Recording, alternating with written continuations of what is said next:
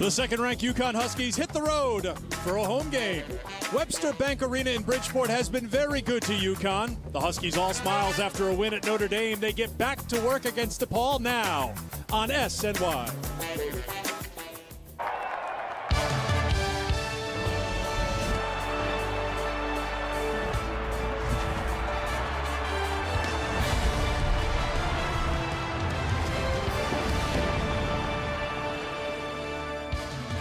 This is UConn Women's Basketball on SNY, presented by Access Health. Coming to you tonight from Bridgeport, the 25th ranked DePaul Blue Demons taking on the second ranked UConn Huskies. And it is great to have you with us here at Webster Bank Arena alongside Megan Como. I am Eric Freed. Last time out for UConn, it was an impressive win at Notre Dame against the second ranked Fighting Irish.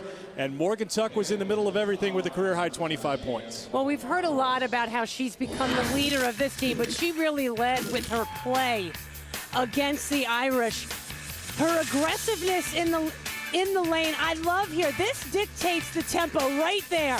Driving, getting fouled. They had no one to stop her. For Gino to say that she is the best basketball player on this team right now, that's quite hefty praise from the Hall of Fame coach. The great penetration with the left hand, finished with 25 points, 9 rebounds in 35 minutes. Also, 3 assists, 2 blocks, and 2 steals. A very complete effort by just an outstanding basketball player. We've learned a lot about UConn since that loss at Stanford. They've learned a lot about themselves, and maybe the most impressive thing has been how they've committed themselves on the defensive end as of late. They stepped up and now are playing with a different level of toughness on the defensive end. And no one better than Kia Stokes, particularly in the game against the Irish. You know, her timing is impeccable on that back line. The guards are encouraged to let their players go back door, because you know why? We got number 41 back there ready to swat it away. How about this? The ability to go up, elevate, swat it away, and not commit the foul. 4 blocks against the Irish, but also 18 rebounds. Consistency is the key right now for Kia Stokes going forward. Tonight, Stokes and the Huskies taking on 25th ranked DePaul. They would be higher than 25th in the national poll were it not for a couple of heartbreaking losses in overtime. Their scouting report is brought to us by Chevrolet. And this is a team that's not afraid to run and gun with you. No, and they're undersized, these Blue Demons. They're incredibly well coached by Doug Bruno, but they average 20 assists a game, which is 19th in the country. They will knock down 10 threes a game. The question is, can UConn limit their looks? But really importantly for DePaul is, can they guard UConn in the half court? We will find out. In South Bend, the Huskies fell behind by 10 in the first half, but they flipped the switch and rolled to their 5th win in a row. Tonight, they'll try to keep it rolling against the Blue Demons. We'll have the starting lineups and the opening tip next on SNY.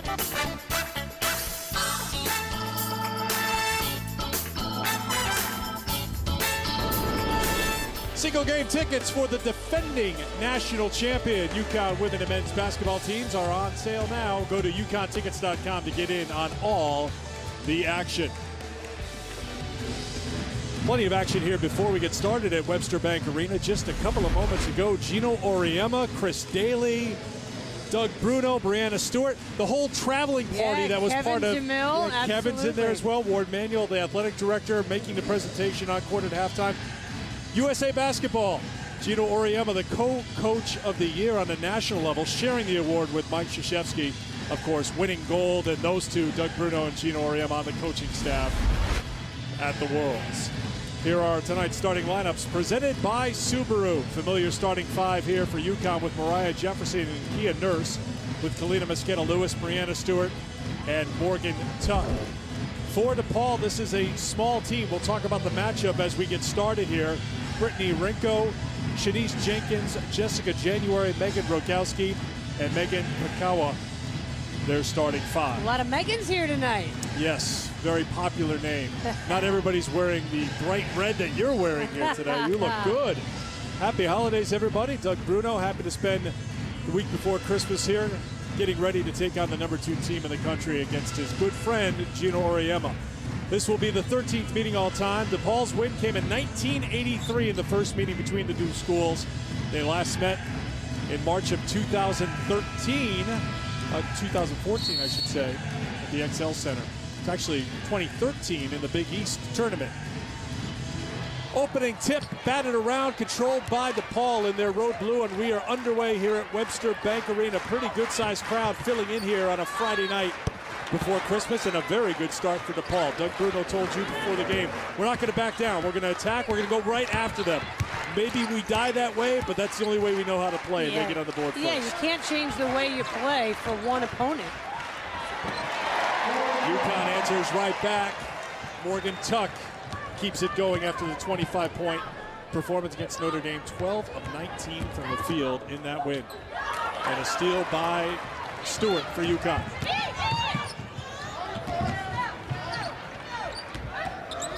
Mariah Jefferson will settle in. Here comes Tuck up top.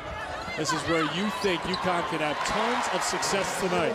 Well, I think there's no one on the DePaul roster who can guard Breanna Stewart inside. And let's get Stewart out of her funk a little bit, I think, is what UConn is thinking. Pound the ball inside to her. 15 points, 9 rebounds against Notre Dame, but she was 3 of 12 from the field in that game. The pull-up is good. That's Jessica January. She has scored all 4 here for DePaul, coming off a career-best 25 points, 6 assists, and 5 rebound performance in the win against Loyola Chicago on Wednesday. Yeah, Bruno loves the way January is playing. Good look there by Mosqueda Lewis as she attacks the paint, gets fouled, and will have a chance to finish off a 3-point play. I like the aggressive take by Mosqueda Lewis. Had such a complete game against Notre Dame, making plays like this. Not just settling for the 3-point shot. Penetrate, get fouled, get to the line. She did not get to the line against Notre Dame. She's got to get herself to the free throw stripe. 7-4 UConn on top here in the opening minutes. The spin by Rinko and off the window for 2. This is a team that will shoot a ton. They'll try to get up 70 shots a game. They're averaging 33s taken per game, but they've been finding some success inside the 3-point line so far. Rinko averaging almost 19 points a game to lead the team. Kia Nurse won't go. Stewart with a rebound. Yeah, she could have a field day here. There, the offensive rebound, no box out.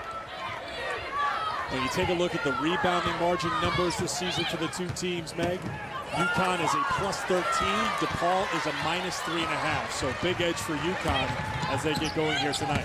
Jefferson attacks, tries to find Tuck. And last touch by Morgan Tuck will be DePaul basketball. Well, as you indicated, there's an edge, but there's not an edge until you make it one. Here, the nice offensive rebound and the finish by Stewart. Huskies with some backcourt pressure.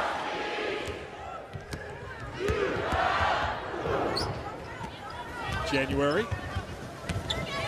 Nice look on the inside, and Jefferson gets called for the foul. Rinko got free, and the foul on Mariah Jefferson. Well, you know, we've talked about how well coached DePaul is. They move so well without the basketball on offense. And yeah, they're undersized, but they all pass the ball so well. Out top to Jessica January, Denise Brooks, Cameron Inouye, and Tom Donaher are officiating crew here tonight in Bridgeport. An opening to the basket, and that defense that we talked about at the top of the telecast isn't really showing itself so far for UConn against DePaul. And don't forget, DePaul is third in the country with how many points they put up a game. Kia Nurse misses an open look. Blue Demons down by 1. And to the basket, a trip to the free throw line coming up for DePaul. They just attack, attack, attack. Averaging 91.5 points a game and almost 20 assists a game. They're a breakdown defensively. Pakoa got her first 2. She's second on the team in scoring at better than 15 points a game. You're going to have a lot of big numbers for this DePaul team when you're averaging 91 points a game. Yeah, as Shanice Jenkins hits at the free throw line. And they spread it around, Eric. 4 of their starters average in double figures. Shanice redshirt junior from Chicago. Excellent assist-to-turnover ratio for this DePaul team. Coming off a great game against Loyola. 10 points, 5 assists, no turnovers. DePaul on top by 1. They've come out swinging here in the opening minutes of this game. Stewart's shot was altered a bit, or she changed it, and it was well off the mark, and DePaul will take over. And that's Stewart settling for a 12-footer. Get low in the lane, get in that low post. So you want to see inside, if you drew an arc there at 12 feet, you want her even inside, close to the basket there. Until they prove they can stop her inside. Little pick and roll play, and another trip to the free throw line coming for DePaul. We expected to see a team just jacking up three-pointers, but they've been attacking the paint. Absolutely. And, you know, here, the screen on the ball, no communication by your All-Americans, and that leaves Tuck in the back line exposed. It has been a while since UConn played. I'm not setting up the excuse train here, but what kind of challenge is that for Gino Auriemma and this UConn team as they try to kick off the rust here? This is always a difficult game because you're coming off 12 days and final exams, and this against such a good opponent in DePaul. This will really test UConn mentally. 2-point lead for the Blue Demons. Kia Nurse's shot has not been there, but now she finds it. She keeps getting open looks. She'll find the range. Well, sometimes when you run good offense, you're rewarded with a made bucket. Ho-ho! There's the three-pointer from Rinko. 36% from outside the arc. They made 16 three-pointers in the win against Loyola. There's Kia Nurse attacking the basket. Back outside, Kalina Mosquito-Lewis knocks down the three. I thought Kia Nurse passed the ball to herself. I didn't think it hit anything. On the back door, the big-time finish by Rinko, answering the challenge by Stewart.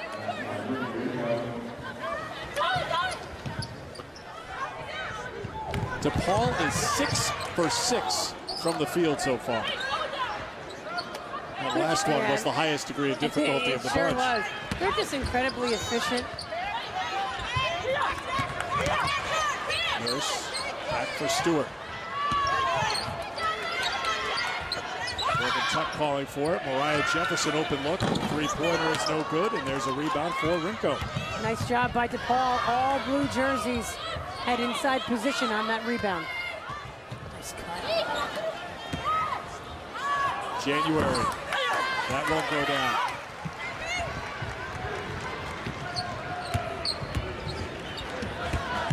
Feed inside. Morgan Tuck with the left hand. She has 4. DePaul will have a hard time playing man-to-man in the half court. UConn has to notice it and exploit it. 17-16 UConn. Go, and an offensive foul. That'll get us to our first timeout. It comes with 14:33 to go in the first half. Kalina Mosquito-Lewis has 5 points, but Meg will break down her complete game when we come back. Good one here so far in Bridgeport. UConn on top by 1. Time for Como's Court Vision, taking a look at the total package that Kalina Mosquito-Lewis brought to Notre Dame. Well, people know her as a shooter, but how about this pass? Threading the needle into Morgan Tuck. One of her 2 assists on the game. And here's the other to her sidekick, Morgan Tuck. Defensively, she really contested. You know, she got a hand in there, but they need her on the glass. As much as they need her knocking down shots, they need her to play defense and then finish. She's so incredibly talented. She's more than just that shooter, but one thing that she didn't do in that Notre Dame game is get to the free throw line. She's already made a couple here this evening, and they need her to get to that free throw line. That tells you that she's active offensively. Yeah, and the bigger point is as Nurse feeds Tuck, who finishes for 2. The bigger point for Kalina Mosquito-Lewis, she's an elite three-point shooter. We know that. She'll go down in history as one of the best ever to play in women's college basketball. But can she be much more than that? I think we saw that at Notre Dame. And she has proven it over the years, but she needs to prove it this year more than ever. Shanice Jenkins knocks down the three-pointer. 10th three she's made this year. Back the other way. Tuck on the run. Another two for Morgan Tuck.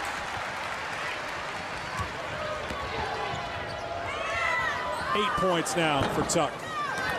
One and done this trip for DePaul. Sanaya Chong into the game after our first media timeout. If UConn is smart, they'll run when they need, when they can, and then make DePaul play half-court offense, or rather half-court defense. Well, it looks like this plays here. Tuck looked like she had the easy two on the inside. She turned the wrong way. Yeah, she passed it outside. Shot clock does not reset. Down to 5 now. Stewart cups the rebound, and UConn will set things up.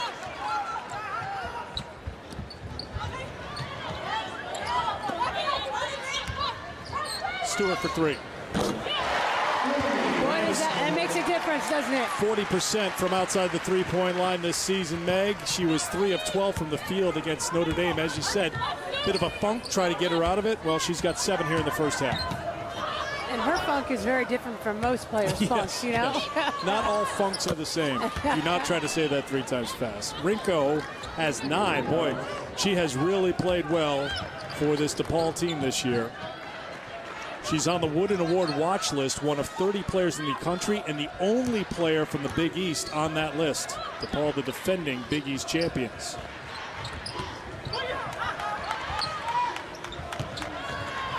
Tuck for Kia Nurse.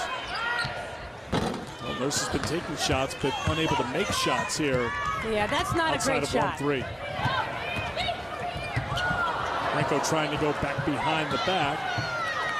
Open look for Rokowski, and DePaul certainly not going away. They've tied the game at 24. I tell you, they do not miss open shots. Stewart inside, easy 2 for Brianna Stewart. Again, every single possession, do that until DePaul proves they can stop it.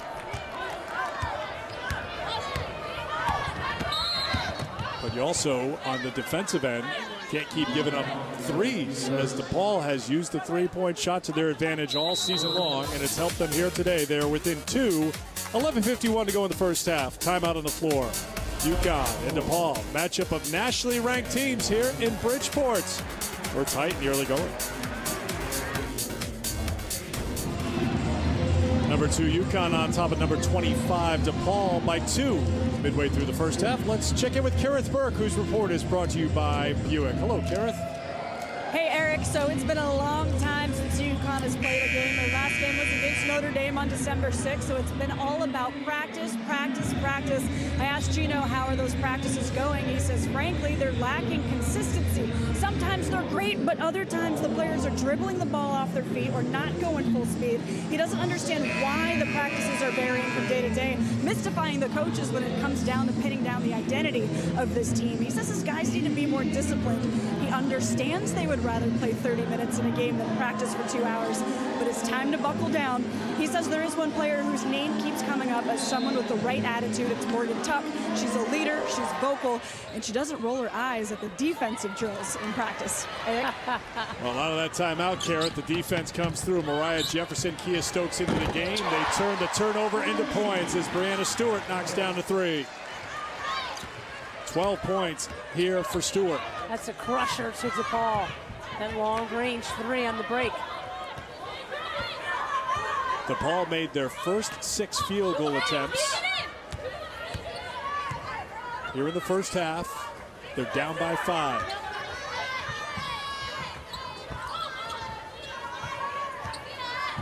Centrise McGee into the game for the Blue Demons. Pull-up is too strong. Rebound for Chung, and the Huskies look to run.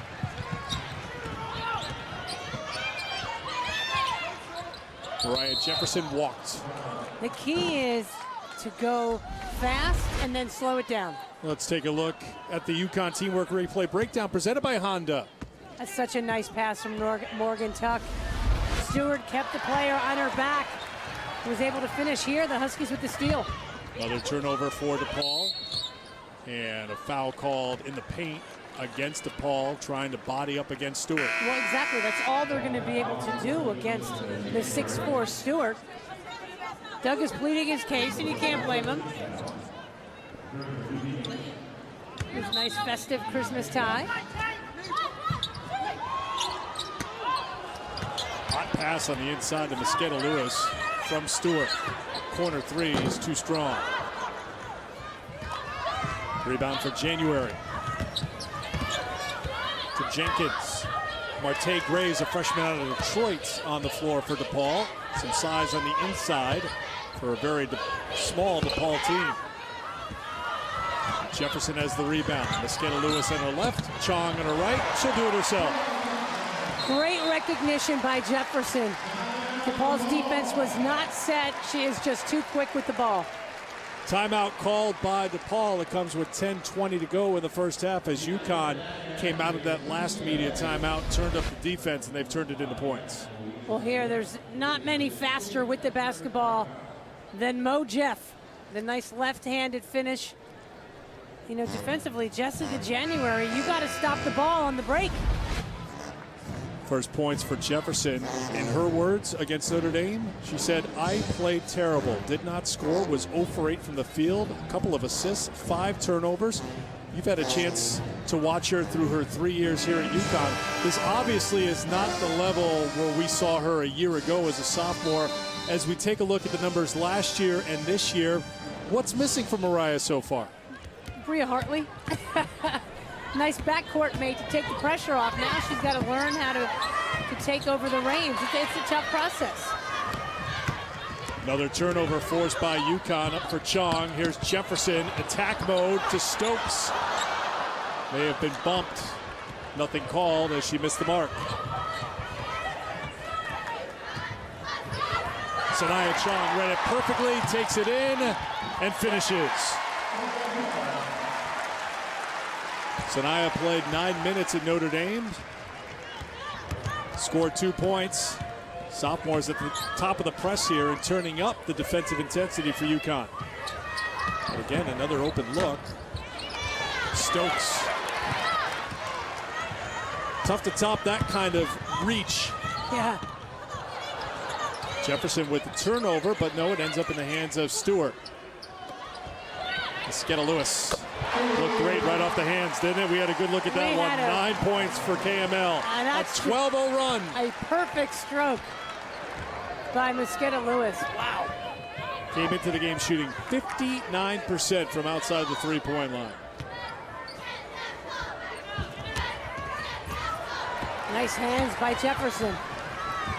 Mosqueda Lewis wanted to pull up, but didn't know that trouble was coming from behind him. Rogowski and DePaul on the other end with Patkoa with the hoop.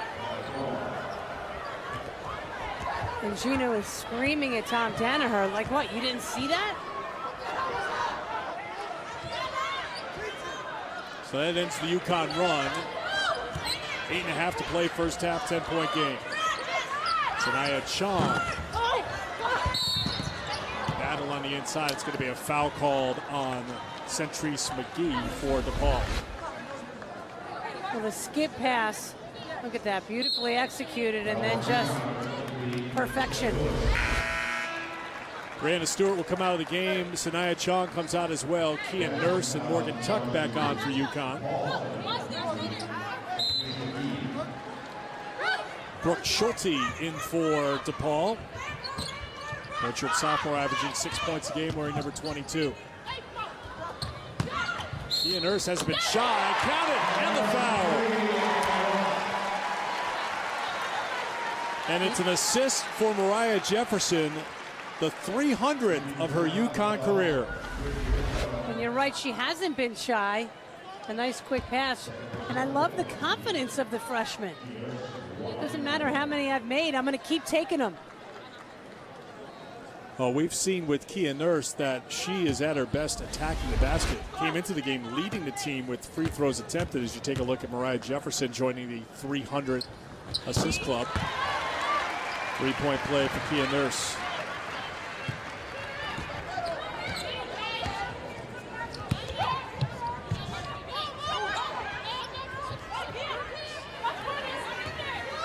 The ball slowing things down here, down by 14. Lewis. UConn tries to get out to defend the three-point shot. Tough shot. Stokes making Jenkins change at the basket.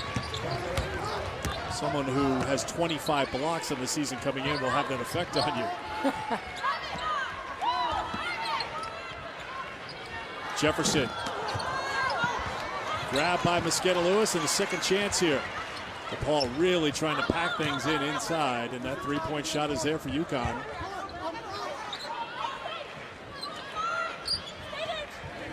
Mosqueda Lewis. Jessica January comes away.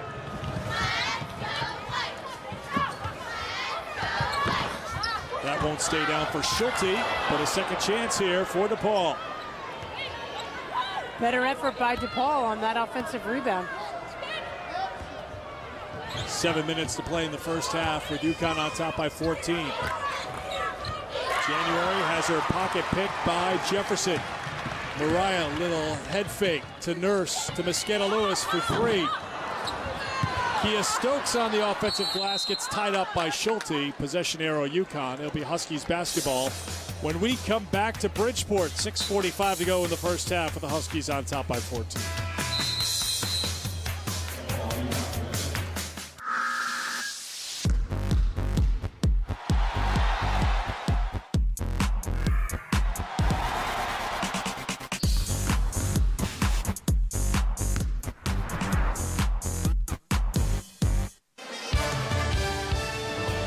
UConn women's basketball on SNY is brought to you by Nissan. Drop into Nissan's holiday event for the season's best offers. Shop ChooseNissan.com today.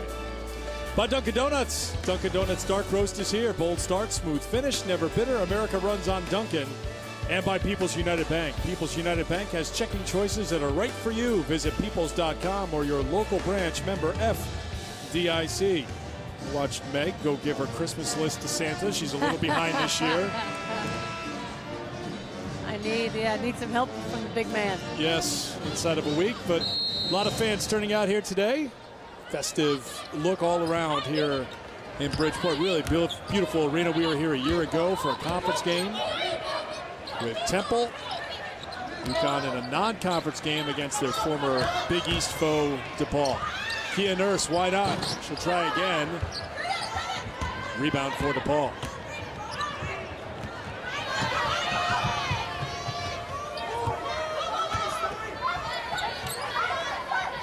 January.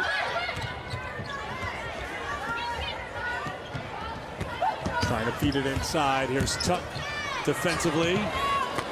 Good job by Morgan Tuck. Resulting in a tough shot for Pakoa. Another good example of tough defense and no foul. All right, Jefferson comes flying in. She's a little slow to get up, trailing the play as January spots up for a three. The shots that were going down in the first 8 minutes are not now for DePaul. They've had trouble with turnovers as well, but UConn joining the club here. A great team defense here by the Blue Demons. They are forcing opponents into an average of 29 turnovers a game. They had a 43 turnover game turned in by Chicago State against DePaul this year. That's just an outrageous number. Mariah Jefferson ducks inside for two. Is that the key for Mariah here, to try to get her back into the right mindset of attacking the basket? That's something we saw her do so well last year.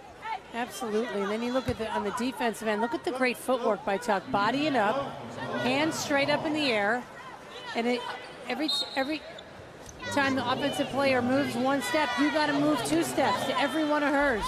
Oh, Mochef with the little offensive foul, no call there. Very aggressive. It's nice to see Mariah Jefferson with a little heat to her game. Turning and shooting and knocking down the three is Megan Rogowski, the senior from Prospect Heights, Illinois. Her second three of the game. She was 6 of 8 from outside the three-point line against Loyola. Well, what a quick release Rogowski has. Stewart can't stop that.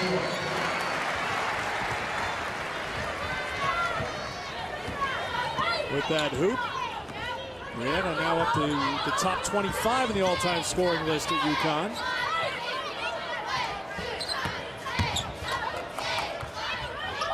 Brandy Harvey-Carr, number 44, in for DePaul. And a block by Gabby Williams, who's just come into the game for UConn.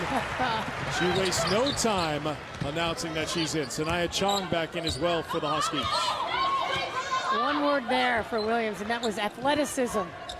Stewart sets and makes another 3. 17 first-half points for Brianna Stewart. And the Huskies, just like that, are on top by 18. We've seen some better defense here in the half court from UConn. It's led to a lot of offense. Deep 3 that time. The rebound for Stewart. She'll slow things down inside of 4 to play. First half.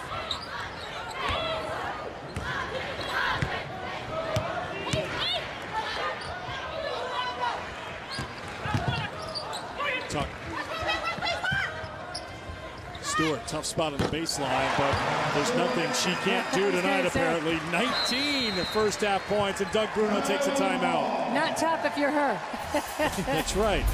Not all tough shots are created equal, apparently. Gabby Williams makes it tough on DePaul, bringing some defense off the bench for UConn.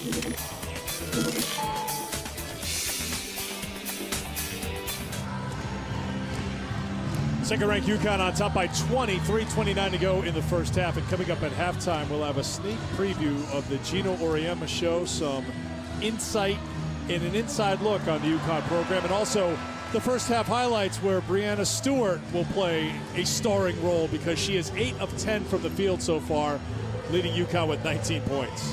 Yeah, she is ripping it up early.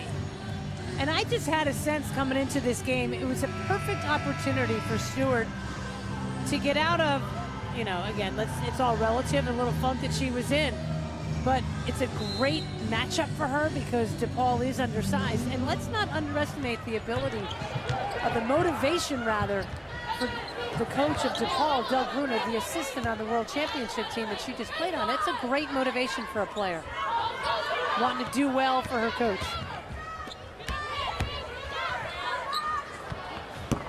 Three-pointer is no good. DePaul crashing the boards, and a foul is going to be called on UConn. Morgan Tuck gets called for the push. That was on Tuck? I think so. Was it Tuck or Stewart? It would make more sense if it were Stewart, but There's 2 personals on Tuck. doesn't always mean that officials make sense. It's the holiday season, Meg. You're wearing your Christmas red. You should be in this whole good giving mood. The ball on the inside, less than 3 to play.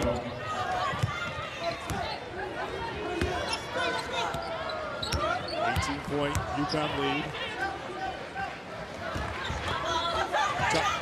Double team comes. That means Stewart's left alone. Usually not a good idea, but she missed everything.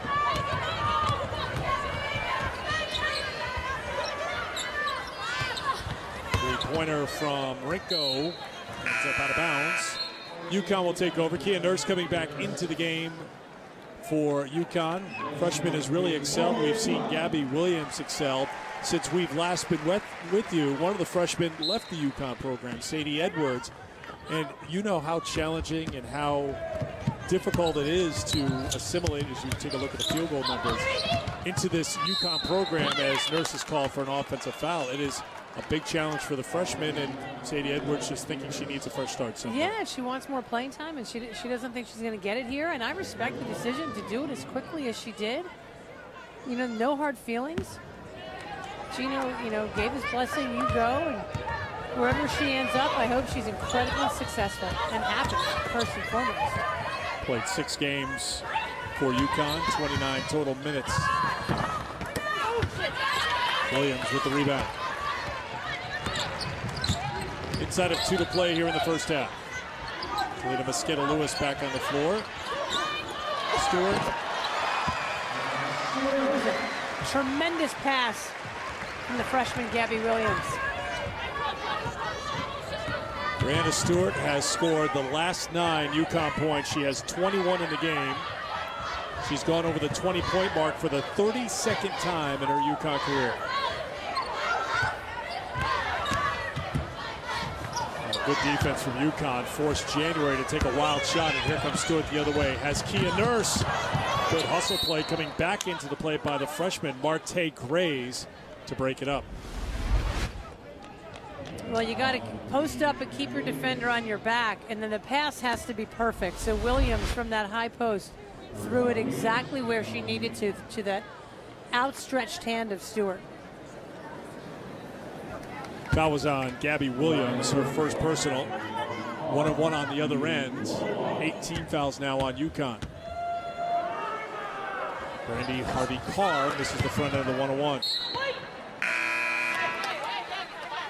UConn basketball. Potkoa comes back in as Grays checks out.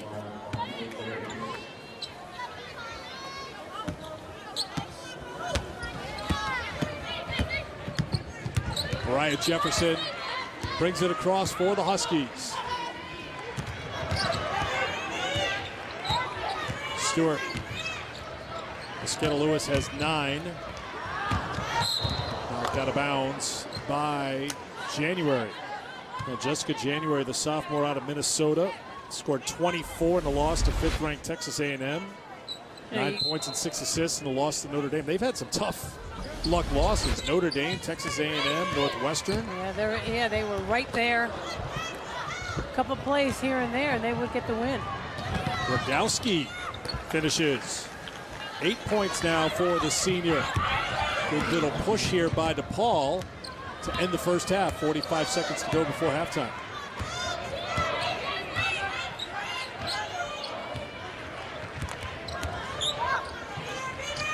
Mosqueda Lewis comes free for 2. She's in the double figures now with 11. 21 for Stewart, 8 for Tuck, 7 for Nurse. Mosqueda Lewis read that screen beautifully and curled. It was just a great read. Stewart comes back to get the block shot. I'm shocked they didn't call a foul. Shot clock is turned off down to the final 10 seconds of the half as the freshman Kia Nurse calls it out. A little confusion here for UConn. Nurse is going to have to make something happen. Down to 2, the runner. And that's the end of the first half. Things broke down there in that final play for UConn, but they will head to the locker room with a 20-point lead. That's where lack of leadership comes through. What were they running? Well, DePaul came out firing. They made their first 6 shots. They were 9 of their first 11, but then UConn turned up the defense. We saw something similar against Notre Dame, and DePaul ended the half going 4 of their last 21 from the field. Added up, and it's a 20-point lead for Gino Auriemma's Huskies. He's standing by with Karen. Gino, your team has built a 20-point cushion, but were there moments in this first half that were a mental test for your team? I think when you haven't played a lot, and we haven't played in 12 days or so, it's not an excuse. It's just you're not in that game mode, So we made a lot of defensive mistakes in the first half, at least the first 10 minutes of the first half anyway. But we started to get our second win there towards the end, and offensively, we've done a really good job on offense, and they're not an easy team to play defense against, that's for sure. No, and DePaul's shooting has gone cold toward the end of this half, but what can your guys do to disrupt their shooting even more? Well, I think when we changed our defense a little bit, and they couldn't possibly keep making them the way they were making them before, and we got a hand up in people's face. Funny how shots don't go in as much when you contest them. Thank you very much, Gino. Gino was asking his team in the timeouts to do better on that defense. They did toward the end. UConn up 53-33 here from Bridgeport. We'll be right back with the halftime report. Just about ready to start the second half here. 53-33, UConn on top of the DePaul Blue Demons. We take a look at the first half leaders presented by Toyota. 9 of 12 shooting for Brianna Stewart. Kalina Mosqueda Lewis knocked down 4 field goals in the first half. She was 2 of 5 outside the three-point line. Stewart was 3 of 5 outside the three-point line as UConn has that 20-point lead as we get ready for the second half. Eric and Meg back with you here courtside. You had that kind of feeling And you talked about it during the warm-up, and you look at DePaul. They're a perimeter-oriented team. They're a team that likes to get up and down the court. That Breanna Stewart was going to be able to do what she wanted to today offensively. If she was going to find her rhythm, this was going to be the perfect game. Correct. And I really like the way UConn, they controlled the tempo, but they were patient enough to get the ball into Stewart in that low post. They did a wonderful job. She crashed the boards. But, you know, you've got to do things to get your teammates involved. The nice screen from Tuck, and again, it's her size, which was the biggest difference in that first half. But don't forget, Breanna Stewart can hurt you from long range as well. What a threat, inside, outside. She's the complete package. 21.6 rebounds in that first half. She also had a block. Also in double figures for UConn, as you saw a moment ago, Kalina Mosqueda-Lewis. For DePaul, Brittany Rinko with 11 points, the only player for DePaul in double figures. They are 4 of 13 from outside the three-point line. They were 16 of 33 in their win Wednesday against Loyola. Those 16 threes tied a school record. So you know they're able to knock down some threes, but as Gino mentioned to Kareth when he was walking off the court at the end of the first half, it's a little different taking threes when you contest those shots. And after a little slow start defensively, UConn turned it up a bit. Yeah, did I notice a little sarcasm from him there? That's so surprising. That would be a first. I don't think we really hear much of that. Yeah, from and his him. point is, gosh, folks, if you put a hand in the face, they're going to have a hard time knocking it down. But here, the key is first 5 minutes is how the defense will play for UConn. Let's check in with Kareth. Go ahead, Kareth. Well, I'm with Doug, and your team had some great shooting in the first half. How did they continue to get those open looks in the second? Well, UConn did a great job of stymieing us in the middle of the half, and Stewie's on fire. She's got 21, and we're getting pounded on the glass. So we have to get good looks. We got to even up the glass. Thank you, Coach. There was a minus 11 in rebounding margin in the first half for DePaul against UConn. They had 9 assists on their 13 field goals. UConn with 15 assists on 22 field goals in that first half. So I think we've broken down just about every number we can here as we get ready for the second half. It will be Stewart, Tuck, Jefferson, Nurse, and Mosqueda-Lewis, the 5 on the floor. And as I alluded to before, what Gino really wants to see from his team right now is you can't really put a number on the effort that his team gives. If they come out with the right intensity on the defensive end, well, this half will go exactly like they want it. But don't give DePaul any breathing room, because they can knock down a flurry of threes in the blink of an eye. Ball basketball to start the second half as UConn brings the defensive intensity out of the locker room to start the second half. Knocked away by Nurse. The pull-up, tough shot. Challenged by Tuck. January with the miss. Tuck has it stripped away. Getting on the floor, Jefferson and Stewart, won by DePaul. Tremendous hustle by both clubs there. Kicked into the corner, three-pointer. Rebounded by Mosqueda-Lewis. Jefferson. Mosqueda-Lewis for 3. 14 points now for Kalina Mosqueda-Lewis. She has made 3 three-pointers, now 306 in her UConn career. And the Huskies are on top by 23. It is the largest lead of the game for UConn. And Nurse has the rebound. Really good box out by UConn that possession. Stewart, wide open look for Tuck. She's in the double figures now with 10. That's why it's so important to catch the ball, turn and face up and see what you have. The nice dish from Stewart to Tuck. Morgan Tuck into double figures for the 7th time in 8 games this season. Jenkins, pretty tough finish, and the foul. She comes up limping at the end of the play. I hope that's just a tweak, but here the nice aggressive take. And the home roll on the road. So a chance to finish off a 3-point play for the redshirt junior from Chicago at 12 points and 10 assists in that overtime loss to Notre Dame. She finishes the 3-point play. 8 points for her, right on her season average. Jefferson across half court for UConn. Huskies 6-1 coming off that win at Notre Dame December 6th, 76-58 to end Notre Dame's 34-game home winning streak. Kia Nurse, open three. Stewart bats it out to Tuck, and UConn will reset. Just extra effort that time kept UConn with possession. Foul inside on DePaul. Stewart looked a little frustrated there, like she's getting hammered. Well, that's been the formula that some teams have used against Breanna Stewart. Just throw bodies, get physical with her, tie her up. That's really the only way to stop her. You were saying? Try to stop her, right? 23 points now for Stewart.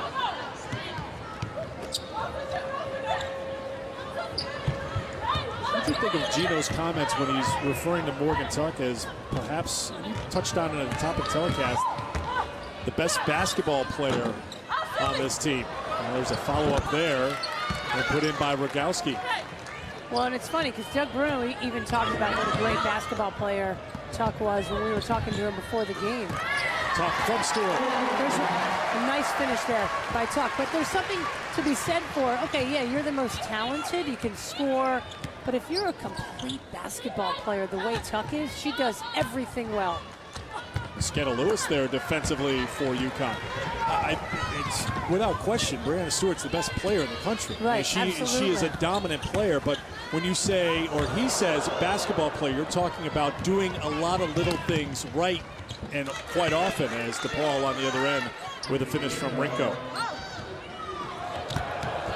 Nice job by Nurse to go to the ball so UConn didn't turn it over. Yeah, and that's where the leadership comes in, too, from Tuck. I know we've talked about it quite often, but that's what makes her so complete. She's a coach on the floor. Oh, great feed by Stewart. Tuck for two. Tremendous pass from Stewart. And Stewart is more of a reluctant leader. It's just not her personality, but she's getting there. Low to the basket by Rinko, just couldn't finish it. Jefferson, Stewart clears a path. He's there for the putback. Rebound to Paul. Rinko gets fouled by Nurse. She can't believe it. That'll get us to a timeout. 15:37 to go in the second half. Breanna Stewart working hard inside, and she'll take the assist to Morgan Tuck.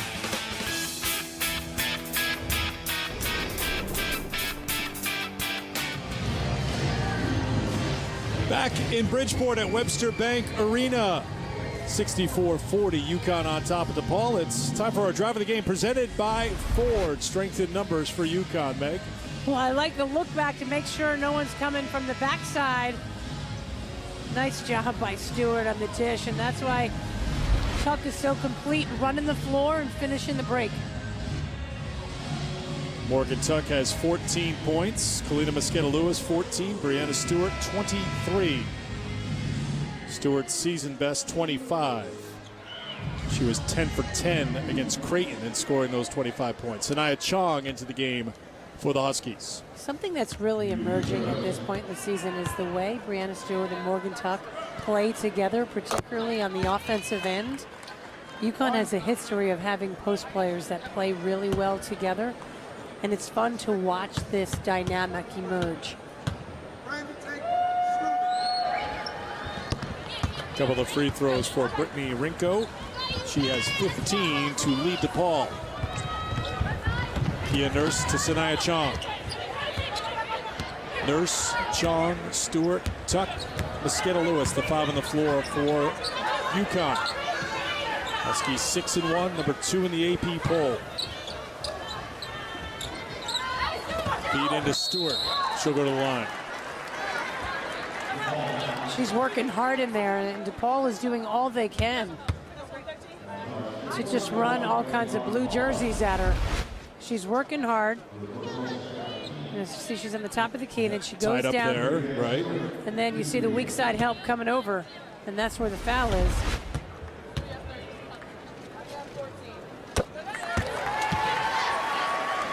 Stewart was 9 of 10 from the free throw line against Notre Dame. 24 now. Make it 25, matching her season high. Shooting up the charts here today in the all-time list. Started the night 26, she's up to 23rd.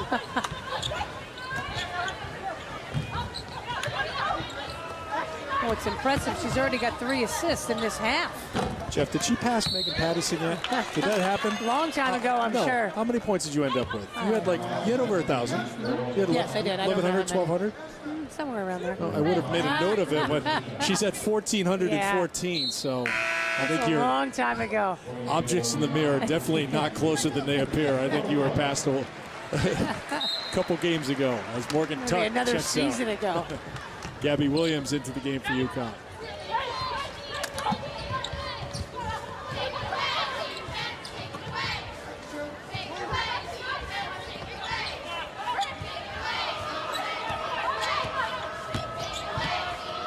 Williams gets called for the foul. Rinko will go to the line. Nice aggressive take by Rinko.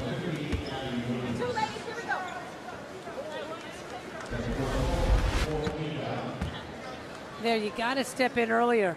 But I love the aggressiveness of Williams because she's so athletic. You can just see the way she jumps. Rinko's first free throw good. First team Big East each of the last 2 years.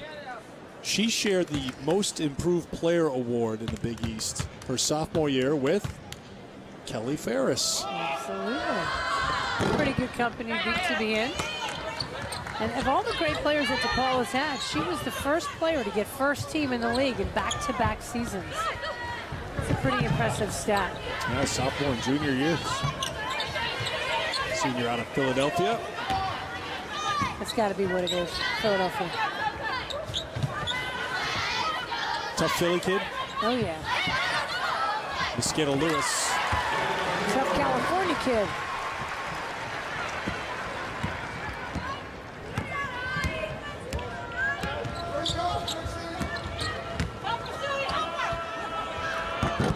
Count the 2 inside for Brandy Harvey-Carr. Her first points tonight.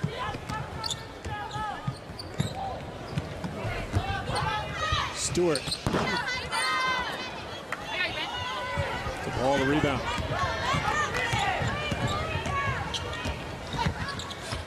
Spun up and in by Jenkins.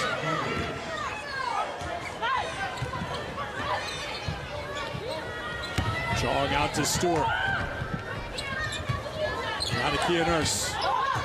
13.5 minutes to play in the second half. Nurse, nice little pump to the basket for 2. Showing the athleticism and upper body strength of the freshman. That's one thing you'd say when you look at Nurse and Williams. They're strong-looking kids. You know, they don't look like those freshmen who for lack of a better term, for lack of a better term, are scrawny freshmen. I mean, they can hold their own. They're strong. They're excellent athletes. Well, you can tell they're just at a different level. They are world-class athletes, each in their own right. Stewart. There's Gabby Williams fighting, and she'll get to the free throw line.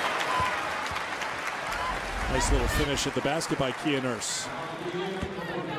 She just has such a nose for the basket. She just knows how to get there. She's a lot of fun to watch. And as we have said many times about freshmen over the years, she still, in some respects, doesn't have any idea what she's doing on the college level yet. First point tonight for Gabby Williams. Here's tonight's UConn trivia question presented by Mercedes-Benz, who was the last current or past Big East school to defeat UConn. We're excluding Notre Dame here. So the last, and we got to throw in that current or past because you can't tell the schools in the conferences without a scorecard sometime. But think about it, and we'll get you the answer coming up in just a few minutes.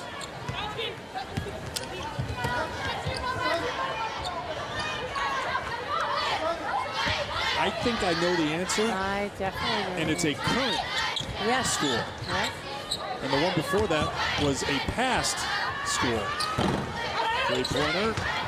Stewart and Williams got tangled up, and it's last touched by UConn. DePaul ball.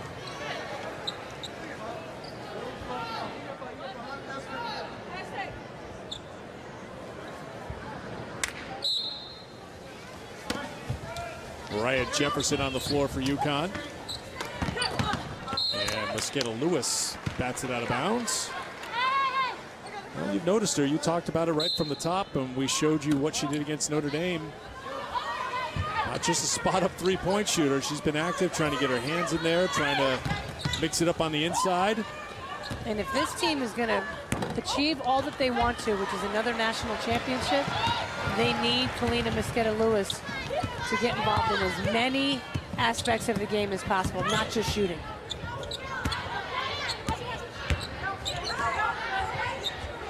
Jefferson.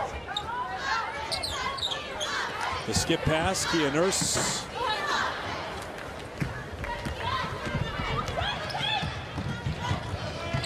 Tipped out of bounds.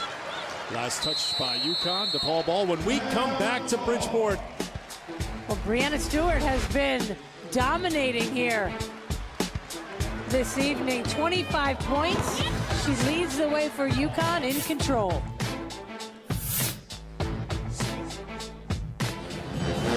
On Monday, UConn men's basketball returns to SNY. The Huskies will take on Columbia, a team that gave #1 Kentucky a good run in Lexington. It's presented by Sam Adams, and our coverage begins Monday at 7, only on SNY.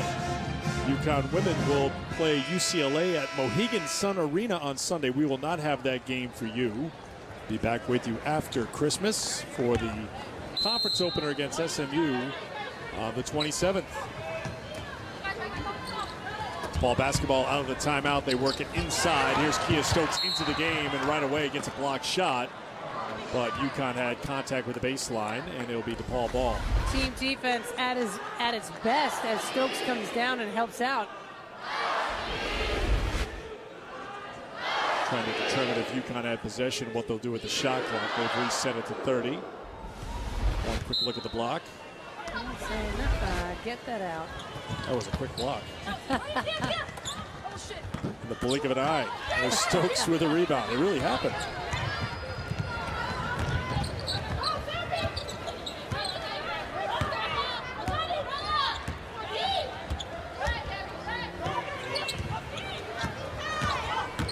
Nurse.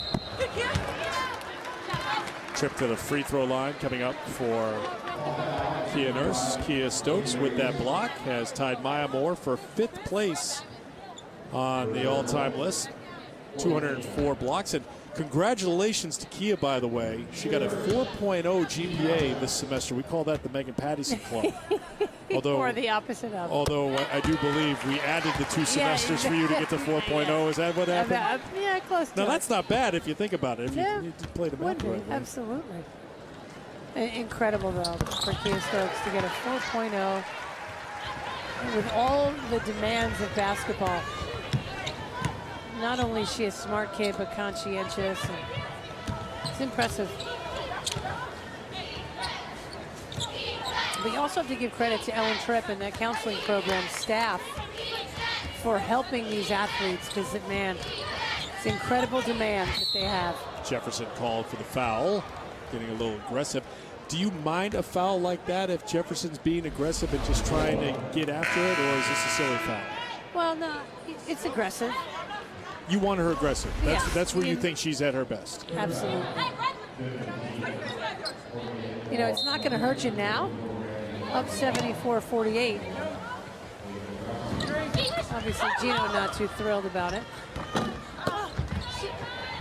Batted out top, hauled in by Harvey Carr for DePaul. January. Another offensive rebound for the Blue Demons. DePaul always going to play hard. You got to continue to box out. DePaul brings in a 25th ranking in the country. Their high watermark was 18th nationally this year. Whistle and a foul called on Gabby Williams. Too bad, because Kia Stokes came over yet again to help and block the shot. 16 fouls now on UConn. A couple of free throws coming up for Pacoa.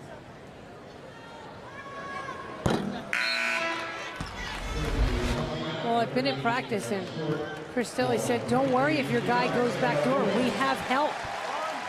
There's a nice example of it, but Gabby Williams had too much hand on the body, and that's where the foul was called. Brianna Stewart in, Kalina Mosqueda-Lewis out. One of 2 free throws for Pacoa, best free throw shooter on this team at 80%.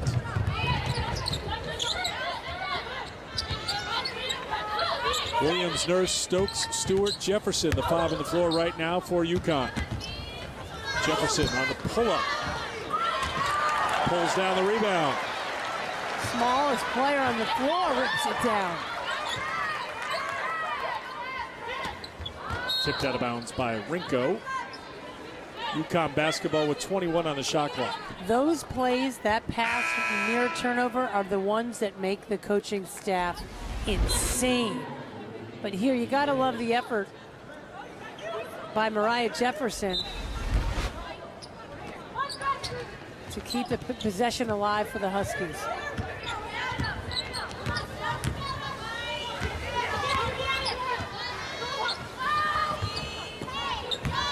Williams posting up on the inside. Let's see her go to work. Finds the open teammate, Nurse. Settled it and scored. What a tremendous recognition there by Williams. I love the big stance and the big post up, and then the great kick out to her classmate. That's what makes UConn so good. You think you've got things under control, and you get a player like Gabby Williams, a freshman, who finds an open freshman in Kia Nurse, who knocks down the three-pointer. The problem there, she found the opponent in Rinko for the turnover, which led to the DePaul bucket. By Rogowski, a three-pointer. She has 13.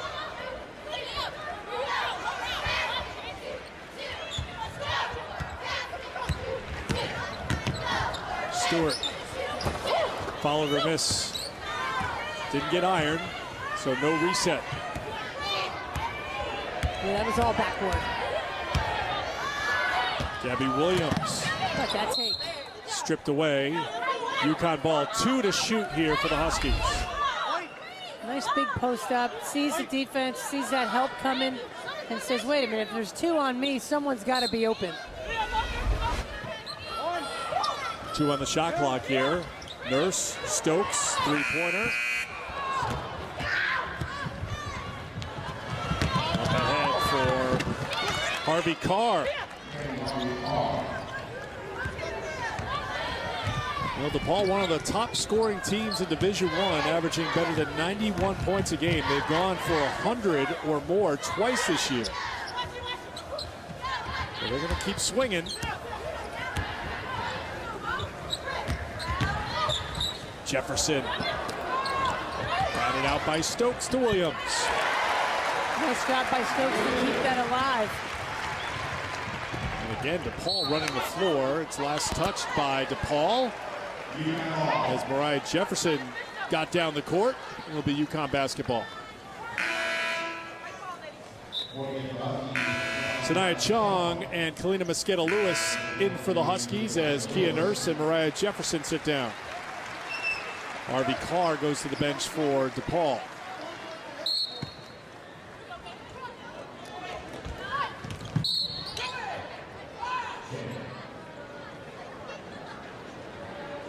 Full court pressure here for DePaul.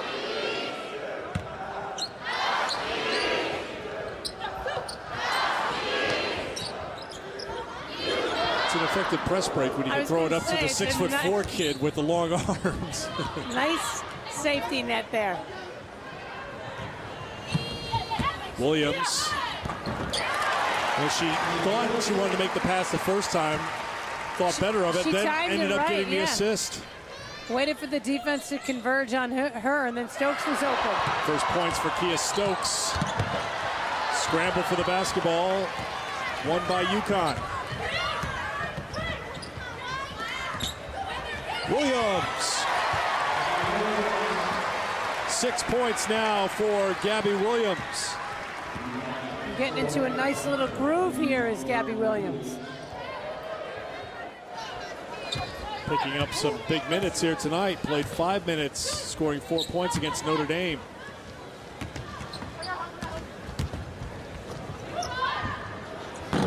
D3. Well, the only one going to the basketball was Pakoa. Rebound for Mosqueda Lewis.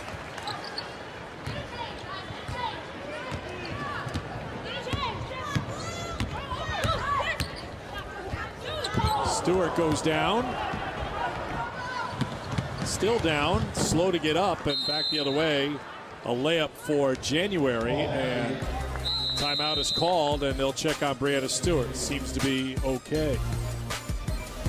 The veteran, Kia Stokes, scoring. And the new kid, the freshman, Gabby Williams, on the inside, pushing the big lead up for UConn. You can see right side of the huddle, Brianna Stewart is okay. She's coming out of the game, but she seems fine. Keep an eye on her, but everything's okay. I know we went to break. We just want to make sure. Let's check back in with Kareth Burke. Kareth. Eric, I had a chance to catch up with Stephanie Dolson, one of the Huskies of Honor from last season. She's currently playing overseas in Russia. She's the starting center for a team called Sparta and K. And Stephanie told me it was very difficult her first weeks with the team. She's the only native English speaker on the team, and the language barrier is challenging, but her mom went to Russia with her to help her with that adjustment. And Dolson says in the pro game, she's been working on her one-on-one skills, the face-up basketball. She says playing overseas and in the WNBA, there's more of a demand to go one-on-one compared to UConn, which is a team emphasis. Dolson also told me her coach demands the same thing Gino Auriemma does. He's not satisfied with anything less than perfect, but she added, quote, the only difference is all the yelling he does is in Russian, so I don't always know what he's saying. Dolson has 10 days off for Christmas, so she's going to nurse a sore ankle, and she's going to see the Huskies play as a fan in one of their upcoming games in Hartford. Thank you, Kareth. We look forward to catching up with Steph when she comes home for the holidays. Well, it doesn't matter if a coach is upset and yelling at you in Russian or English or French or whatever. I think the message comes across loud and clear. But it does sort of help to have no idea what he's saying.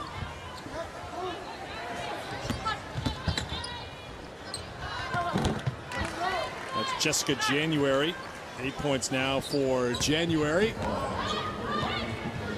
5:40 to go. Chong, Stokes, Nurse, Williams, Mosqueda Lewis. 5 on the floor for UConn. Sanaya Chong. Trying to feed it outside to Mosqueda Lewis. Man, I love the way Gabby Williams posts up. Fighting on the inside. And keep in mind, this is something new to her as well. Working on the inside as a forward. Yeah, converted to a forward once she got here.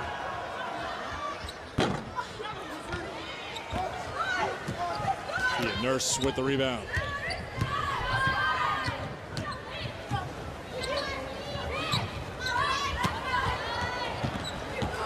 Nurse looked like it was going to be a turnover. Instead, it turns out to be a field goal. 16 points now for Kia Nurse.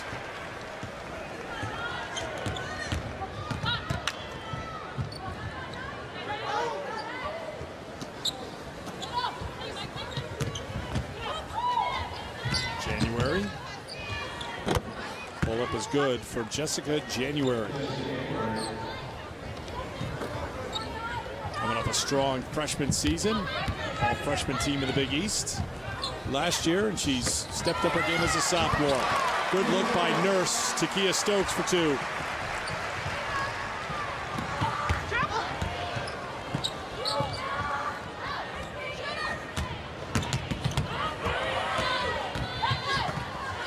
Batted away. Nice hustle. I don't want to tell tales out of school here, but you've done the universal sign for traveling a few times when it hasn't been called today. I think they're letting them go a little bit. Yeah, I thought there's been quite a few for both teams. Rowski rejected by Stokes. Another block for Kia Stokes, the team leader in that category. And how about the play of Gabby Williams emerging here for UConn, the freshman from Sparks, Nevada, a spark off the bench for the Huskies. 10 points. UConn up big.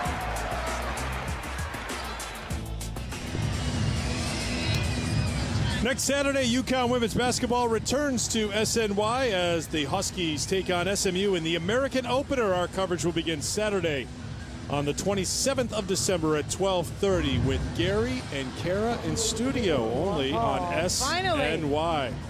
Here's tonight's UConn trivia question presented by Mercedes-Benz. We asked, which was the last current or past Big East school to defeat UConn outside of Notre Dame? And the answer, St. John's ended that long winning streak for UConn back on February 18th, 2012. Yeah, it was a huge win for Kim Barnes-Arico, who's now the head coach at Michigan.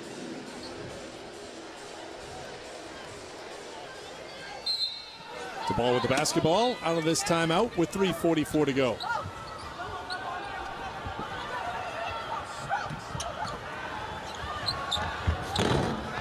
Three-pointer is short. Rebound for Kia Stokes.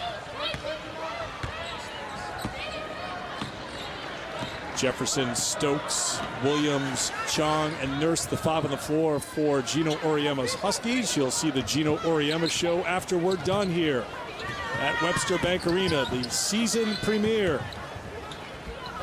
Nurse for three. 19 points now for Kia Nurse. We have 5 players in double figures for UConn.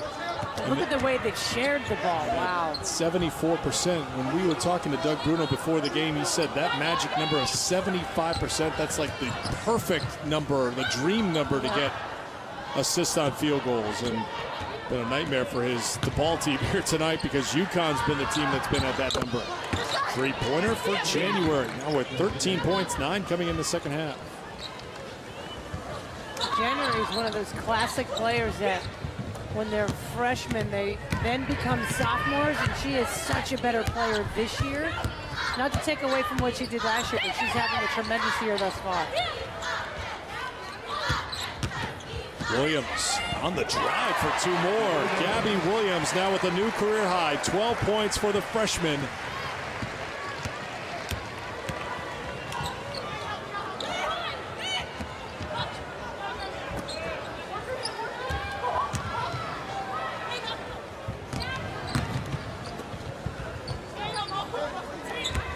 To shoot. And a foul called on Stokes. Said Gabby Williams' name a lot here tonight. Well, you just look at the way she plays, and she's got so much God-given ability.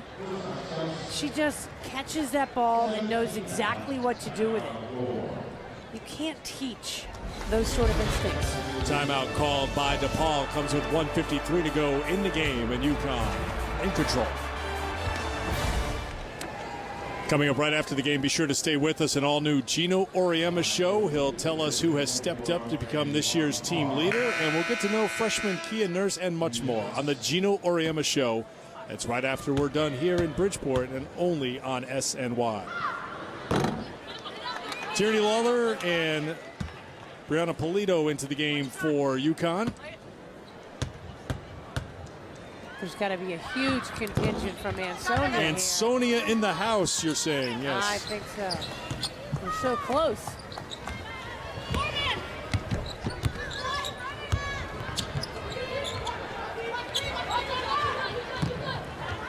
Gabby Williams has a career-high 12 points. She is 5 for 5 from the field here tonight. Kia Nurse finishes with 19 points, 6 rebounds, 5 assists.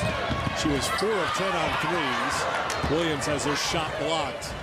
Polito back defensively to behind the back pass, and Polito comes away with a loose ball. And look at her push it across half court. Oh, don't hit the brakes. Don't hit the brakes. Hit the gas to the basket.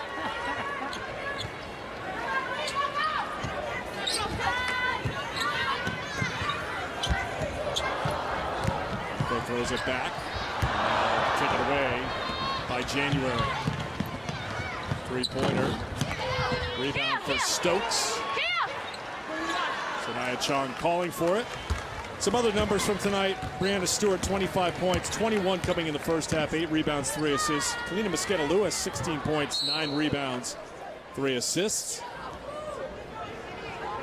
And we talked about the nurse numbers tonight. You see Kia smiling on the bench. Smiles all around for UConn. They'll improve to 7-1 on the season with a game against UCLA coming up on Sunday at Mohegan Sun Arena, site of the American tournament.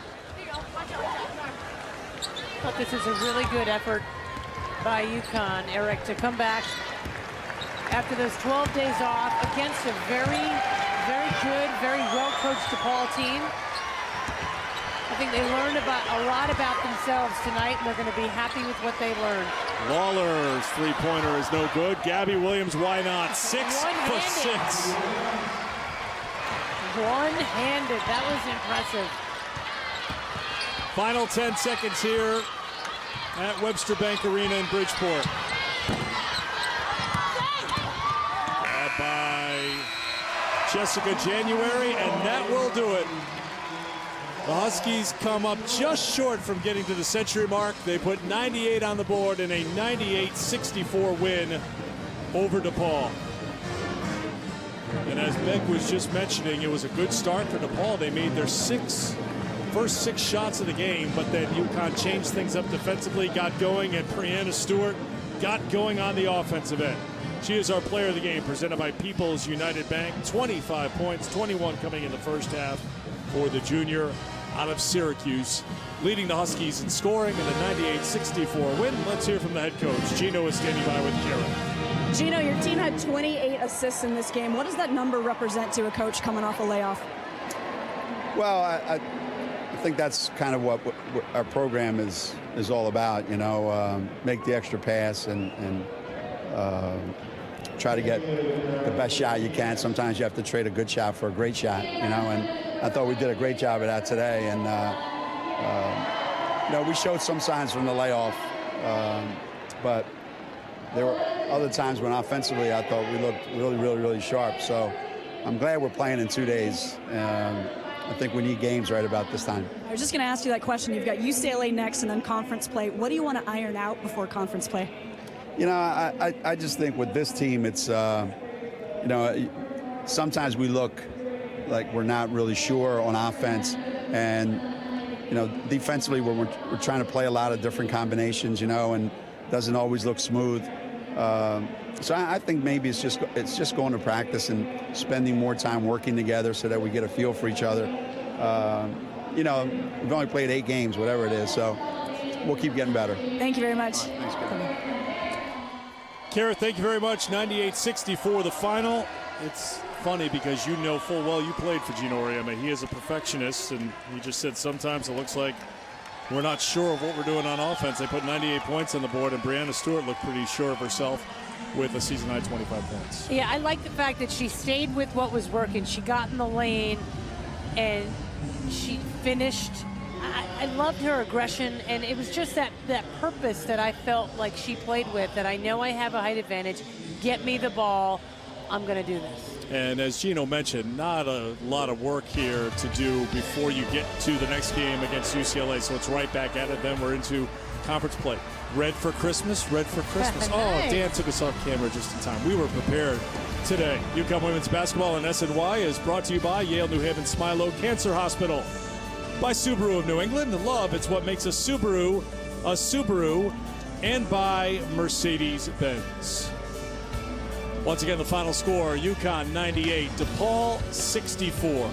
Join us this Monday as the UConn men take on Columbia. Our coverage begins with the pregame show at 7 p.m. Our next women's game will be Saturday, December 27th as the Huskies begin conference play against SMU.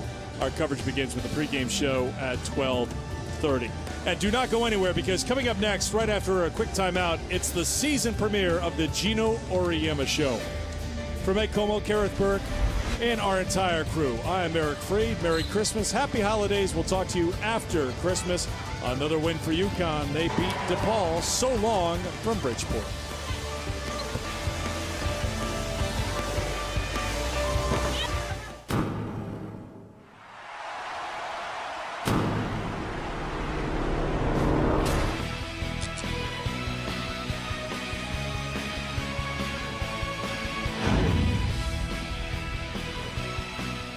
Coming up on a brand new season of the Gino Auriemma Show.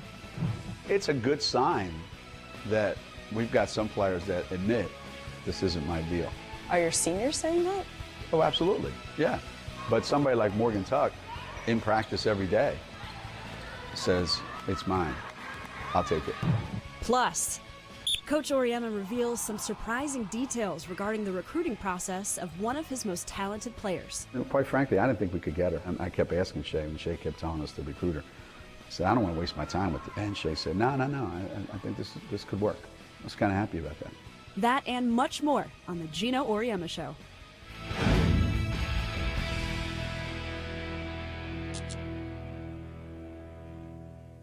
Welcome to a brand new season of the Gino Auriemma Show. I'm Kareth Burke.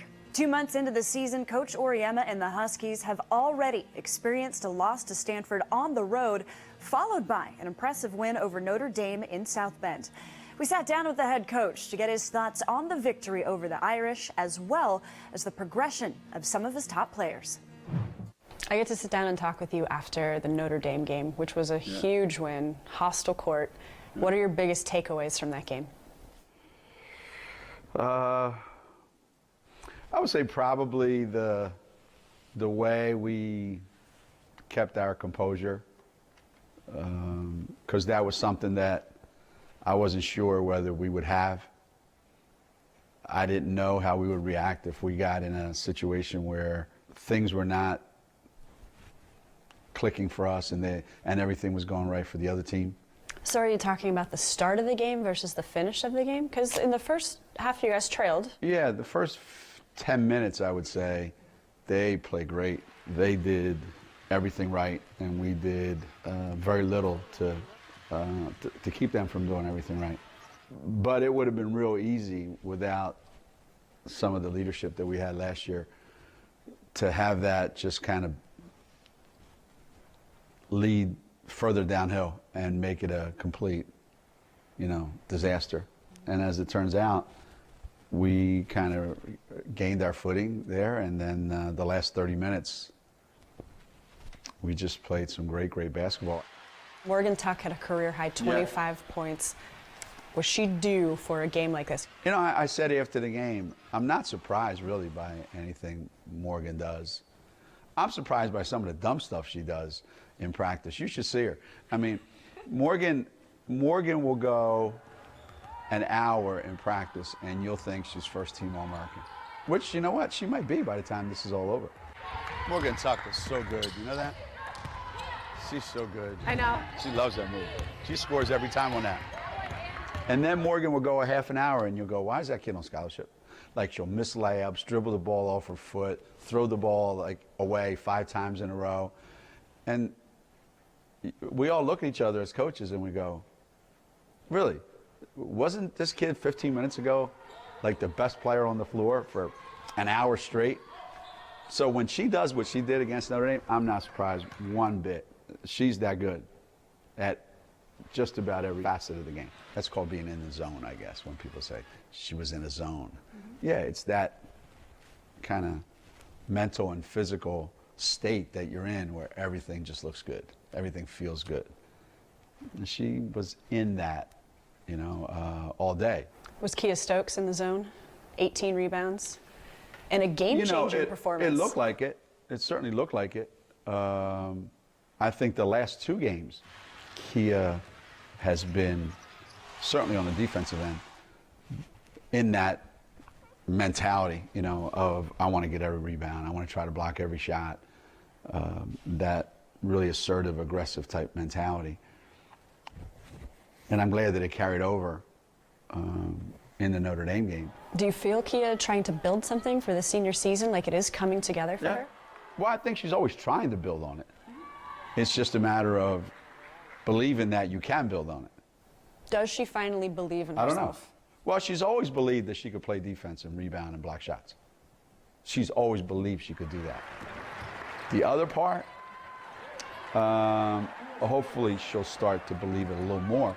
After your great win over Notre Dame, I want to revisit something you said earlier in the season. Yeah? This is not going to look beautiful. A lot of these guys have been in the back seat of a really nice car the last 2 years, watching Steph, Bria, and Kelly Ferris drive to the Final Four. Now those guys leave, and the rest are left in the front seat saying, I don't know how to drive this baby. That's right. So who's got the steering wheel right now? It's a good sign that we've got some players that admit, I'm not cut out for this. This isn't my deal. You know, I can do a lot for this team, but that's not one of them. Are your seniors saying that? Oh, absolutely, yeah. But somebody like Morgan Tuck, in practice every day, says, it's mine, I'll take it, and then backs it up. I thought Muffin McGraw made a great comment after the game where she was talking about Jewel Lloyd. Like, Jewel Lloyd has a lot of jobs on the court, and one of them doesn't have to be also the guy who gets everybody together as a team leader and the emotional leader and all that. It's not easy for one person to do all those things, you know? So that would be like Stewie in our case, or Kalina in our case. They're really good at what they do, but that doesn't necessarily mean they're going to be that person that, you know, that their personality is the personality of our team. That's more suited to Morgan Tuck. When we come back. Nurse, pretty strong finish by the freshman. At first, I was still really questioning whether I was good enough to actually play here and be able to do the things that I wanted to do. My parents told me, you know, they kept saying to me, they don't just recruit anybody. Plus, so I would be, this is Coach Daly. Knowing that, but she spoke great English. He never saw her in person until after she committed. Associate head coach Chris Daly shares some of her favorite recruiting stories from the past 29 years at UConn.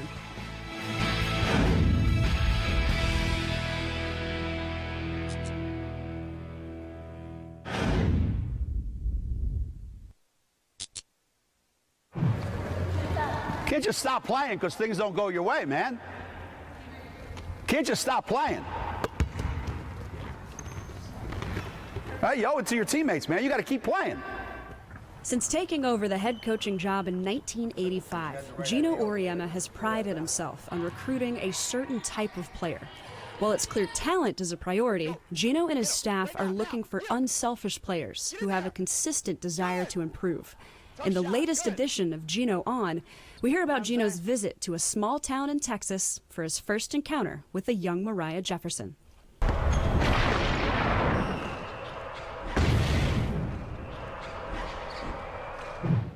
My first impressions were that this is not going to be easy to get her to say, I'm not sure you can get that kid to slow down a little bit. She goes so fast, and she tries to do so many things in such a hurry. Getting her to slow down is going to be a real challenge. But the overriding thing was, I'd rather have somebody that's that quick, that fast, and wants to go and try to rein them in a little bit so that they can function, than someone who's slow and you're trying to make them faster. So I was just impressed by her skills, you know, that she could go wherever she wanted with the ball, and that she was going to defensively pick you up full court. So those two things alone, you know, that she could take the ball and go wherever she wanted, and then keep you from going where you wanted with the ball. Oh, Jefferson comes back with a big-time rejection. You know, and quite frankly, I didn't think we could get her.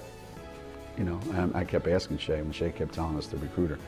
I said, I don't want to waste my time with this. You know, I want to go all the way down to Texas and recruit a kid that is going to end up going to Baylor and going someplace else. I don't want to waste my time. And Shea said, no, I think this could work. So I was kind of happy about that. Heading into this season, Coach Auriemma and his staff welcomed one of the top recruiting classes in America to Storrs, Connecticut. But earlier this month, the class was cut down to 3 when guard Sadie Edwards decided to transfer. Among the remaining freshmen, one has quickly turned into a dependable player for the Huskies. This kid here, number 11, she's going to be really good. She's a freshman. She's going to be really, really good. Fresh off an appearance in the FIBA World Championship as a member of the Canadian national team, freshman Kia Nurse arrived on campus determined to make her presence felt. But she did so carrying some self-doubt. She opened up about it during the first days of practice. I just always sold myself short, and it was to the point where I thought I was good, but I wasn't great. At first, I was still really questioning whether I was good enough to actually play here and be able to, do the things that I wanted to do. And, my parents told me, they kept saying to me, they don't just recruit anybody. Now come get him. Come on, come on. Good. Don't let him in, don't let him in, don't let him in. Good, good. Good D. I don't think we've ever had a freshman come in and be as aware and as perceptive and pick things up and immediately grasp the concept of what we're doing and what needs to be done like Kia Nurse has. She's at a different level than everybody else, and rightly so. If she wasn't, I would be disappointed. You can't spend 6 months with the Canadian national team and playing with 30-year-olds and then come here and play with 18-year-olds and 20-year-olds and not stand out. Kia Nurse, that looked good right off her hand, didn't it? After 6 games this season, Nurse was third on the team in scoring, averaging just under 14 points a game. But it was her overall intensity on both ends of the court that landed her in the starting lineup just 4 games into her college career. There's pressure in the backcourt, and Nurse gets a steal. Jefferson takes off to the basket. Turnovers in the points for UConn. I think defense is just who you are. It's either in you or it's not. And it's important to her to be a great defender. She takes it very seriously, and it's effort and it's heart. It's all the things that people say. We can't make her a great defender. We can show her different things, but she's come in here with just a desire to be that. But it's great to have that in a bigger guard. Mariah's smaller, so there are limitations sometimes to who she can defend. And now we have Kia, who's big and strong. So those two are going to be tough in the backcourt. Chong to Nurse. Nurse for 3. A new career high for Kia Nurse. When you look at Kia, she's kind of fearless, so I think that helps to cover up a lot of things that she does because she goes so hard and commits herself to what she's doing. UConn wants to run. Nurse drives all the way, and the foul. In terms of being ready to contribute and to do some things, she's pretty far ahead of most of the freshmen that we've had.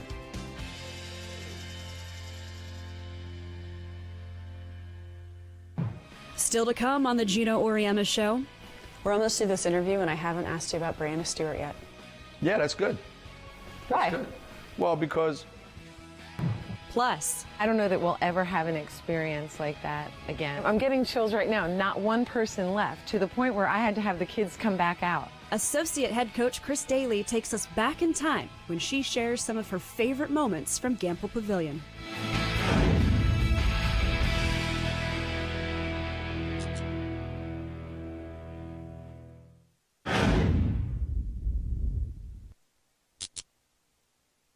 For the past 25 years, Gamble Pavilion has given the UConn women a home court advantage unlike any other in the country. Located in the heart of campus, the arena has been the site of some of the greatest moments in women's basketball history. Recently, Associate head coach Chris Daly shared some of her favorite moments from the Huskies' home court. Things are going to happen where you get screwed up and we have to get into a scramble. We got to talk. We have to do things that make sense. All right, work together as a team. Here you go. Associate head coach Chris Daly plays many roles for the UConn women's basketball program. Teacher. Use your body so you take him in and then you sit down on his leg. He cannot push you out if you're like this. All right, wide base, sit on his leg. Motivator. Run, Kia, hands up, Kia. Hands up and rebound, atta girl. Hands up and rebound. And mentor. If you guys want to keep doing this, keep jogging in between. It has nothing to do with clapping. Go harder, sprint from place to place. But the other role Daly plays is the one of team historian, something that was on display when discussing the rich history of Gamble Pavilion. There's great history here. I think of our first game here. I remember our first game, just getting ready for it, and the kids were all stretching and they couldn't understand why there were so many people just watching them stretch. I remember The first game we beat Tennessee, which to this day is probably, I don't know that we'll ever have an experience like that again. It was so exciting. First time we had won. We're going to be #1 in the country. The kids run off the court, but nobody left. I'm getting chills right now. Not one person left, to the point where I had to have the kids come back out. Nobody wanted to leave because that moment changed our program. The very first day we were discussing this, I said, Wing denial. You've been saying that for 27 years. All right, we got stations. What do you got? I got wing denial. That's not true. Meanwhile, I call it deny the wing. During their 29 years together at UConn, Coach Auriemma and Chris Daly have been responsible for bringing some of the greatest basketball talent from across America to the quiet town of Storrs, Connecticut. In one particular case, some old-fashioned persistence was needed. We don't waste a lot of time recruiting kids that we don't think we're going to get. The one player that I say we took a real chance on was Diana, because early on in the process, all I heard was she's going to stay in California, she's going to stay in California. And generally back then, if we heard that, we'd say, well, we're not going to waste our time. I remember saying to Gino, I know we don't usually waste time. I said, but there's something about this kid. I think we can get her. It kind of all just fell into place. So that's one where we made a conscious effort, and I said, no matter what happens, we're going to stick this one through. While the majority of UConn's recruits are American-born talents, a few times the coaching staff looked for talent overseas, which obviously comes with its own set of challenges. That was the case during the late 90s when UConn recruited a talented young guard from Russia named Svetlana Abrasimova. We had a contact who gave us her name and saw her on film, talked to her on the phone, and everybody in the office would always know when I was on the phone with her, because when you're speaking to someone that speaks a different language, you think that if you speak louder that they're going to understand you. And so I would be, this is Coach Daly, knowing that, but she spoke great English. She actually spoke English with a little bit of a British accent because her tutor had a British accent. But we never saw her in person until after she committed. I remember the nervousness was then other people started to hear about her and see and tried to get in. So I'd say, Svetlana, when people call you, what are you going to say? And she said, I tell them I go to Connecticut University. I said, okay, University of Connecticut, but that's good. Gabby, is that as fast as you can run? Right, so then run full speed, right? Come on, you're one of our fastest guys. One thing that I've learned is that you have to coach people differently. You have to find how to get the most out of each individual. And I think that each of them have taught me a little bit about that. And while there are differences with all of them, they have the same core values, and that's important. We're back with Coach Auriemma, and we touched on one of the freshmen, Kia Nurse, but I want to ask you about the others, starting with Gabby Williams. You've praised her athleticism. She's also coming off 2 knee surgeries in 2 years. Do you see her playing without fear? Because a knee surgery is a devastating injury. How is she doing playing to her full potential? Yeah, the physical part with Gabby's not an issue right now, other than she hasn't played. The injury part is a non-factor right now. I haven't seen any evidence of it anyway, let's put it that way. Mm-hmm. I think it's more of how do I fit into the scheme of what is going on out on the floor. We have a lot of guards, so to put her out there running around with all those guards wouldn't do her any favors. So we're trying to take advantage of the fact that she's so strong, she's so athletic, she just gets off her feet so quickly, and she has pretty good instincts to play her more around the basket. Well, that's a little bit of a learning curve for her. She's got to figure that out, and she's getting better and better every day. So I'm proud of her. She's done a really good job. How about Sanaya Chong? Her sophomore year, is she figuring out where she fits? You praised her early as a great practice player. Huh? She was starting for you. Yeah. How did things change for Sanaya? We started playing games. And that's when things changed a little bit, because that's when they're going to change anyway, So in practice, things can look a certain way, and we're practicing, and we think you're getting better at this, you're getting better at this, you're getting better at this. Then we go into the game, you got to take what we were doing there and carry it over into the games. That Stanford game is a perfect example. She was great on offense. The rest of the game, she really struggled with that. She really struggled with that. And it's not because she doesn't have the ability to do those other things. She doesn't put a high premium on it yet. She will. We're almost through this interview, and I haven't asked you about Brianna Stewart yet. Yeah, that's good. That's Why? good. Well, because the danger is to think that that because we have Brianna Stewart, everything's okay in Husky Nation. Or that you're going to get your 3rd national championship. Yeah, absolutely. That just because we have Brianna Stewart. I'm sure that's what Stanford thought too. We got Shanae Ogwumike, man. We can win the national championship. And it takes more than one player. And I think we found that out in the Stanford game as well, and we learned that in the Notre Dame game. It takes more than one player if you want to beat really good teams on the road. And just having Brianna Stewart isn't going to get it done for you. Everybody else has got to contribute their part as well. That's probably the best thing that came out of the Notre Dame game. Stewie probably felt after the Stanford game, this is going to be a horrible year if I got to do this every year, every game. That it's me trying to get 20, and then, you know, everybody else going, duh. And I'm sure she came out of the Notre Dame game going, you know what, that's not bad. You know, I got 15 points, you know, I didn't shoot the ball great, got to the free throw line, and we won by a lot. And that's a good feeling.